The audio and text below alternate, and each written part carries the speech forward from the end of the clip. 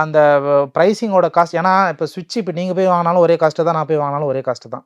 என்ன பெரிய டிஃபரன்ஸ் வரும்னாக்கா, அதிகபட்சம் 2லேருந்து 3% தான் டிஃபரன்ஸ் வரும். எங்களுக்கு டிஸ்கவுண்ட் குடுப்பாங்க டூ பி ஹானஸ்ட்.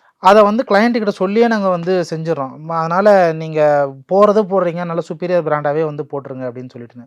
அதனால அந்த அக்ரிகேட் பண்ணும்போது மினிமம் குவாலிட்டி செக்ஸ் பண்ணிட்டு தான் அந்த மெட்டீரியல சைட்டுக்குள்ள கொண்டு வந்து கன்ஸ்ட்ரக்ஷனே பண்ணணும். அப்படி பண்ணாக்கா மெட்டீரியல்ல உங்களுக்கு ப்ராப்ளமே வராது. ஸ்கேம் இருந்தாலும் ஈஸியா கண்டுபிடிச்சிடலாம். ஃபார் எக்ஸாம்பிள் எம்சாண்ட்லாம் வந்து சில்ட் கன்டென்ட்ன்னு சொல்லுவாங்க. அதில அதிகப்படியான அடல்ட்ரேஷன் நடந்திருந்தது அப்படின்னா, நான் என் வெண்டாருக்கு பேமெண்ட் பண்ணவே மாட்டேன் நானு. லெஸ் தென் 6% இருந்தா தான் உங்களுக்கு பேமெண்ட்டே ரிலீவ் ஆகும். ஸோ அந்த ஒரு ஃபியர் ஃபேக்டர் இருக்கிறதுனால இது வந்து நீங்க வீடு கட்டுறீங்கன்னு வச்சுக்கோங்களேன், இது செக் பண்ண முடியாது. ஆனா ஒரு சிம்பிள் டெஸ்ட் தான். ஒரு வாட்டர் பாட்டில்ல போட்டு குலுக்கி வச்சாலே ஒரு 15 மினிட்ஸ்ல கண்டுபிடிச்சிடலாம்னு வச்சுக்கோங்க. பட் ஒரு லோடும் வந்து சைட்டுக்குள்ள வரும்பொழுது இத நாங்க செக் பண்ணுவோம். சில்ட் கன்டென்ட் என்னன்ட்டு நான் கன்டினியூஸா மானிட்டர் பண்ணிக்கிட்டே இருப்போம். அது பி சாண்டா இருந்தாலும் சரி, எம் சாண்ட் இருந்தாலும் சரி. ஸோ நம்ம கையில நம்ம கண்ட்ரோல்ல இருக்கக்கூடிய குவாலிட்டி செக்ஸ மினிமம் செஞ்சாலே போதும். அந்த பில்டிங் நல்லாருக்கும்.